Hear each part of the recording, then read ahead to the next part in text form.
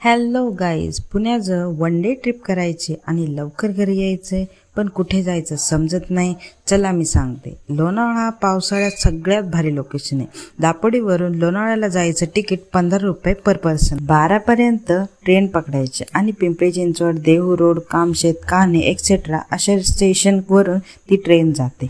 Train तिथून जाताना ट्रेनच्या दरवाजात थांबून मस्त डोंगर, नदी बघायची मज्जाच वेगळी. त्यात जी नॅचरल हवा लागते ना, सगळ्यात भारी. असं करत आम्ही पोहोचलो लोणावळ्याला आलो आणि मगनलाल चिक्की नाही घेतली तर काय मजा. तिथं चिक्की घेऊन आम्ही चालत निघ तर खूप भूक लागली. तिथं मस्त गरमागरम वडापावचा वास आला. वडापाव खात खात चालत निघालो लोणावळा लेककडे.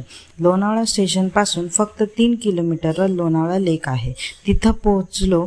तिथं फोटोशूट करायला सगळ्यात भारी लोकेशन आहे आणि तिथे घोडे पण असतात. लोक त्यांच्यासोबत ही फोटोज काढतात.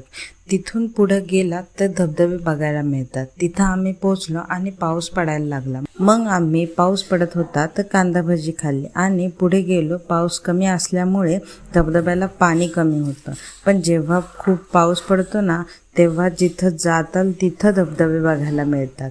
त्यानंतर आमची ट्रेन होती 3ची. आम्ही पटकन ट्रेन पकडायची म्हणून चालत निघालो आणि आम्हाला ट्रेन भेटली. आम्ही 5 ते 6 पर्यंत घरीही पोहोचलो.